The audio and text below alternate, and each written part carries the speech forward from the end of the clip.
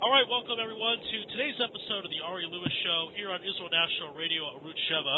And you can check out the show by going to YouTube and type in Ari Lewis Show and check out all the different videos I have on there. We have a lot of big interviews, and I'm also on JApp as well. JApp is a Jewish application which has lectures from historians and rabbis as well as episodes of my program.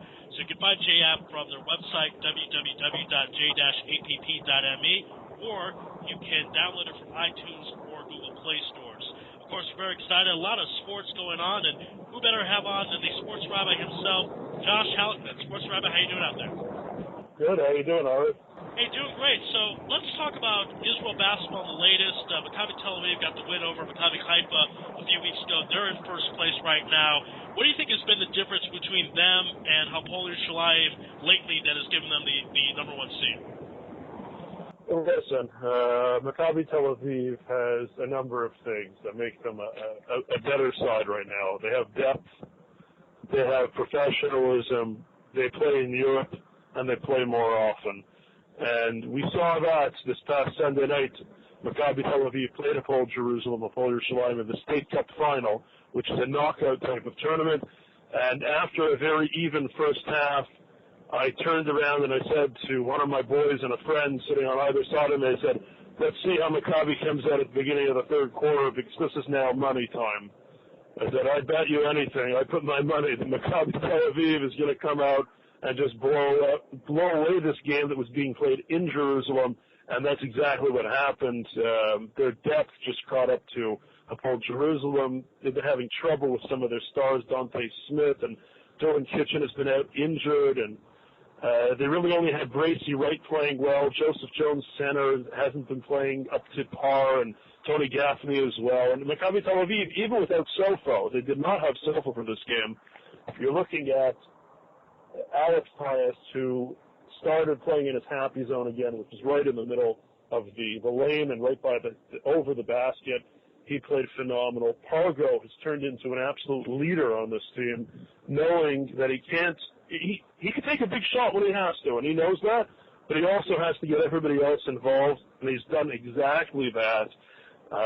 You have top to bottom, Marquise Haynes is putting in good minutes. Joe Alexander, who came over from the D-League, NBA experience, who wasn't even supposed to dress. It was a last-minute replacement to come in and play for that game. Ended up in 10 minutes with 10 points, but the 10 minutes that he played, especially at the second quarter, was when it was pretty tight, and he just has so much experience playing in the NBA, and you could see it on him. He knows how to square up to the basket. He knows how to take a jump shot. He knows how to get separation from his defender when they're on top of him. You can't compare the two teams. Hapoel Jerusalem just doesn't have that. They have a lot of younger players. Now, but Adam Ariel, Bart Timur, they just don't have that experience. They're just not as deep, and they're still learning how to be professionals. And I think that Hapoel Jerusalem's falling apart at the seams because you have Dante Smith, who has not been a happy camper, who's been quite a head case over the last little while. He was thrown out of practice Friday, right before the big game. The night before the game, he was partying in Rishon LeZion at a nightclub, so we understand 1, 2 in the morning.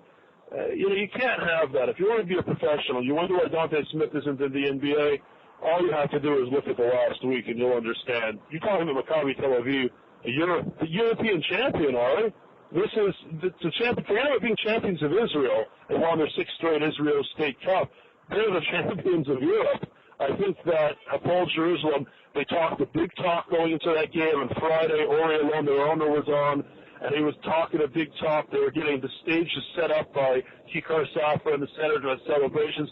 They thought they'd won the game before they played it, and boy, did they miscalculate. Let's talk about Jeremy Pargo, because we had you on earlier in the basketball season, and it looked like his selfishness, his ball hogging was hurting Maccabi Tel Aviv, and they really slumped. Do you think that Guy Goodes talked to him or one of his teammates? What was the switch in Pargo to get him to play more team basketball? I think that it's a combination of the coaching staff, and I believe some of the professionals that are at Maccabi. Devin Smith, who's played with the team now 4 years or so, he was the MVP of the Israel State Cup, 27 points. The man oozes professionalism with whatever he does, Ari. He is forget about being such a good player, he is the leader outside in the locker room, outside of the playing court, on the playing court. He is a quiet leader. I am sure that he, along with Guy Goodis, who, of course, coached Devin Smith the last few years as an assistant coach, pulled Pargo aside and said, hey, man, Tyrese Rice was exactly doing this last year. Look where he was. Look what he did. Look how he adjusted his game to be a team player. It doesn't mean you're not going to have the chance to make the big shots. You'll have those chances. You'll have the chances to take over the team. You have to get the people involved, because when you get the other players involved, it makes you more dangerous. Because if you're not getting other people involved, they know they can double team you. But if you know you're dishing out to the side and there's threats from three-point line, threats of driving in, threats of inside play with Soko, threats of alley-oops and over-the-tops with Alex Tyus, you get those guys involved, not only do you become a better player, you become a more complete player, and you help complete the team that, listen, the fact of the matter is, Ari, they can win another championship this year. They've beaten Real Madrid. They've beaten Barcelona. Tonight, Thursday night, they're playing Panathinaikos. This is a huge game because their last home game of the European season against Alba Berlin was an absolute disaster. They lost the game. It was a game they should have never lost. They played right into the hands of the opposition. They played a slow ball game where they don't play well. They need to play an up-tempo game. They need to get their running shoes on. They got to be going up and down the court. They let the other team dictate the play of game where they dragged the clock down to 3 seconds before they took a shot. Maccabi can't play that type of game. They have to play high tempo. Before we continue with Maccabi's European chances, I want you to talk a bit about Sofo, because we covered him in the summer. He had that huge weight problem, partly because of the war. He was a nervous eater.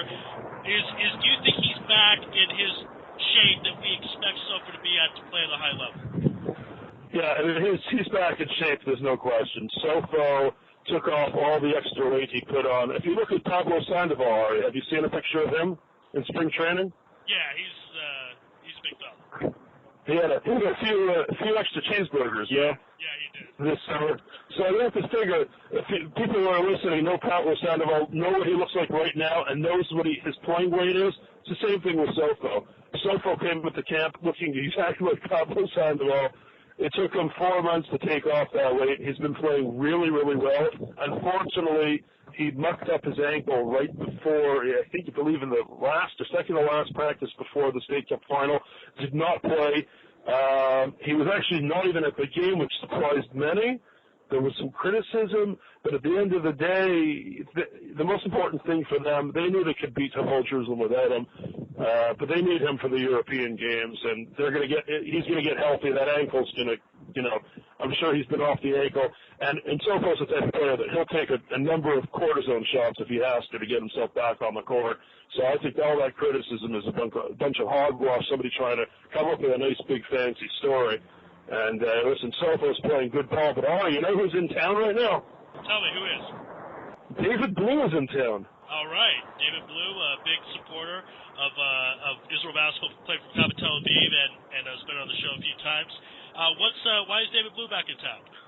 David Blue's in town. They're going to be honoring him tonight before the Panathinaikos game. He's one of the great players that Maccabi Tel-Aviv has ever had. There are rumors they're going to retire his jersey. He'll go into the Maccabi Hall of Fame. Not sure if that's going to happen or not, but those are what the rumors are right now. But listen, he was a lights-out shooter for Maccabi Tel-Aviv. He's also run a little bit of business, and he's trying to drum up business for his own little he's working a little bit in real estate and speaking and so forth and so on. He looked good. I saw a couple of pictures of him. He looks good. I'm sure it's going to be a very, very nice, emotional evening tonight for him. There was a rumor, I believe, when David Blatt took over Cleveland that they offered David Blue some type of contract to be part of the team. Did you hear anything about that? Yeah, and that's a true story. There's no question. No question about it. David Blatt wanted Blue to come into Cleveland and to be on Cleveland. How much was he going to play? Who knows? But I think he wanted him there. He trusts him, character player, lights-out shooter. You can always do with a guy that if he wanted to take that role, it's 12 men. Maybe he wouldn't even dress in some games. I don't know. It definitely was true. David Blue said that there was definitely some talks about that. But at this point, he said, you know what? to go through an NBA season, he had it. His knees were done. He had come back. This was last year. He came back as well, and listen, it would have been a great opportunity, but I guess he wanted to really start on his career after his playing days. It must have been bad if he turned out an opportunity to play with LeBron James. I mean, his knees must have really been shot, you think. Again, this is the Ari Lewis Show here on Israel National Radio Root Sheva, speaking to the Sports Rabbi Josh Halickman. Sports Rabbi, now let's talk about Maccabi with the European expectations. They're the defending champions. Tell us the road that they would need to get back to the Final Four. Basically, right now, they're in the second round of European EuroLeague qualification. They made it out of the first round very nicely. That was 10 games, and they went through. I believe they finished 7-3, I believe. This round right now, I think they were 5-2. They had a loss against Panathinaikos in Panathinaikos, the first game of this round, and a loss against Alba Berlin. They had been leading the group. They did beat Real Madrid and Barcelona at home, which were good wins. They took their foot off the gas, and they came up empty against Alba. They're going to have to win a few more games right now. Obviously, with 5 wins out of 14 possible games is not going to be enough. They have 7 more games. If they could go, even if they go 3-4, they'll advance to the quarterfinals at this point. I believe if they have 8, if they finish 8-6 out of these 14 games, they will advance quarterfinals. They'll have a quarterfinal series against the other division, one of the other teams in the other division. That's a best-of-5 series, and then it's the Final Four, semifinals, and finals. Unless there is an absolute collapse of colossal proportions, which we're all hoping there won't be, and there's no reason to think that there will be. Even if they do lose to Panathinaikos tonight, they should be in the quarterfinals. But of course, Ari, that's why they play the games on the court and not on the radio between you and I. That's right. Yes, it's much easier to play it on the radio than go in real life and hit elbows and run up and down and all that kind of stuff. Now, how about this? If they don't, let's say like this, if they get to the Final Four but they don't win the championship, is that considered a disappointment considering they're defending champions? It would be a disappointment, there's no question. I think the Maccabi Tel-Aviv, their goal is to make it to the Final Four every year. And once you make it to the Final Four, it's a crapshoot from there. Last year, they defeat CSKA Moscow in the semifinals in a crazy game with a crazy steal right at the end of the game by Tyrese Rice. Anything can happen in one-off games. There's no question. David Blatt was a master coaching those type of games. I would think that Guy Goodis is going to have the same type of luck in those type of games, but you never know. So for Maccabi, they want to make it to the Final Four every year. If they make it to the quarterfinals and they play a tough series and lose to a good team in a 5-game series, if they do play a CSKA Moscow, then what are you going to do? That's just life, and I think you're satisfied with that. But you could avoid playing teams like CSKA Moscow when you win your games. When you have to win, and losing against Alba Berlin again, it could be an Achilles heel for this team, and they may get stuck with CSKA. That's a team they don't want to face. They want to not finish in the 4th spot. They want to finish in positions 1, 2, or 3 to avoid the big guns. If they end up with CSKA, maybe they take one game, but in a series, it's much harder than a one-off game in the semifinals and finals and the Final Four. For sure, and I just remember how, you're right, they were very fortunate to get the steal at the end, and the overtime and all that kind of stuff. They could have gone either way, but I just remember how the country seemed to really rally around them, and it was like a national holiday, the championship game. It was actually during Lag BaOmer, but people stopped and watched the game, and then after they won, they met with all these big politicians, so we'll see what happens with that. Let's go back to the domestic league real quick. Now, if Apollo is falling off the seat, so Polish line, is there a dark horse team that could compete with Maccabi? They've had trouble with Maccabi Haifa all year round. All year they've had trouble with them. Did they beat them? Have they beaten them? Yes and yes. But Maccabi Haifa is a strong team. They've arguably the best Israeli player right now in Dagan Zure. He is a terrific, I'd say, 21 points, 4 rebounds, 4 assists in 38 minutes. He plays 35 to 40 minutes every single game. You have a guy, Rene Rougeau, who every single game is giving you double-doubles in points. He's giving you almost a double-double in rebounds every single game. You have Ike Afifi. Again, he's a double-double machine. You have Will Graves. The guard's going to get you points. Hanan Coleman has played well. He's an Israeli as well. And the big disappointment on Maccabi Haifa has been Moran Roth. Moran Roth has been one of the great Israelis over the last 4 or 5 years, and he has just fallen off the earth this year. There were some contract disputes. He ended up not re-signing with Haifa. He ended up going to, I don't even remember where he went, to Ness Ziona maybe for a few games, and I went back to Haifa. But Haifa is the team that definitely could be a dark horse. Holon's a good team. They're going to give you problems. They sit in second place in the league right now, so they have to be good. They have guys like Dominic McGuire.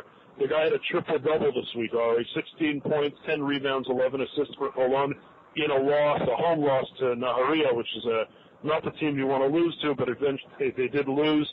You have Shlomi Harush. You have Guni Israeli. You have Evans. You have Isaac Roosevelt, Tony Crocker. These guys are professionals. Holon is, again, a decent team. Hapoel Tel Aviv doesn't have I don't think has the same meat and will really compete. But again, anytime they play Maccabi, they're gonna show up and play. Since Zvika Sheriff, former national team coach and 10-time, I think Maccabi Tel Aviv coach, I think he must have coached them 10 different times. Zvika Sheriff did. TV analyst, everything. He took over Maccabi Ashdod. This team was languishing in the cellar. He has now moved them out of the cellar to 11th place. His team is playing great ball. Even Aska is playing great. Kelly's playing good ball. The league this year has been very good. It's been a very good year. All right, when you have teams that Maccabi Tel Aviv 17-2, Holon 12-8, Jerusalem 13-6, Hapoel Tel Aviv, Rishon LeZion both 11-9, Ness Ziona 10-9, and then you have Herzliya 8-12, Hapoel Eilat 9-10. You have teams that are hovering, again, Haifa 8-12. You have teams that are hovering around 500. It means there's a lot of parity in the league. I don't want to say it's like the NFL, but parity by some is good, by some not as good. But the league has been good. I mean, you can go to a game between any two teams any type of week, and you're seeing primarily games that are being played under 10 points. Under 10 points at the end of the game, 89-86, 70-62. And you're seeing that consistently. And I think that's what the league wants to give, is they want to give you good basketball. Good basketball in the sense, are you going to see NBA quality? No. Are you going to see the best teams in Europe? No. Are you going to see competitive games? Yes. Are you going to see fun games? 100%. And the league is doing a great job, and they've been doing that for now a number of years. And that equality and parity is good for this league. That is no question. But as far as Maccabi versus the rest of the field, last year in the title game against Maccabi Haifa, they won by a point. I get the feeling that it might not be that close this time around. I know it's more of a crapshoot when you get towards the end, but do you think that they'll have an easier time competing than they did last year when they won the Israeli championship? It's never easy to repeat. And you see that. You see that in any league around the world, and it's never easy to repeat. It's very difficult. And you see right now, Maccabi Tel Aviv soccer, they're having a rough year this year. They're a two-time defending champion. Right now they're in there, trying to go for a three-peat. I'm right now, Ari, I'm sitting in Kiryat Shimona. That's why I couldn't speak to you earlier today. I'm looking out to the Hermon. I see beautiful snow blanketing the top of the mountains. I can look into Lebanon from here. It's amazing. But why was I here? I was here to check out Maccabi Tel Aviv, Kiryat Shimona, and Israel State Cup. Maccabi Tel Aviv hasn't won the Israel State Cup in 10 years, over 10 years. They are trying to three-peat. They're having all kinds of trouble with a team like Kiryat Shimona. And last night they gave up a goal in the dying seconds in the first game of the quarterfinals to end up a 1-1 draw. And you're seeing that it's never easy to repeat or three-peat. And Maccabi Tel Aviv is going to be in that same position. It's very tough. It's tough mentally. It's tough on the players, even though a lot of players do change. There's still players that are still there, and it's hard on the coaching staff. It's not easy. It's never easy. Should they win? Yes. Will they win? Again, that's why they play the games on the court. All right, amen to that. All right, we're at the end of our segment. Before we go, tell everyone out there listening where they can find out more about you and your program. All right, well, you got to check out sportsrabbi.com. Sportsrabbi.com is a place.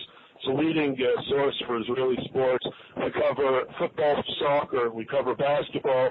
We're covering even, can you imagine, Ari, there's an Israeli golfer in the LPGA right now. Yep, that's right. And she finished, she had a great tournament, great opening tournament in Australia. We cover it all here. You can check me out on Twitter. You'll see tons of stuff on my Twitter feed, @TheSportsRabbi.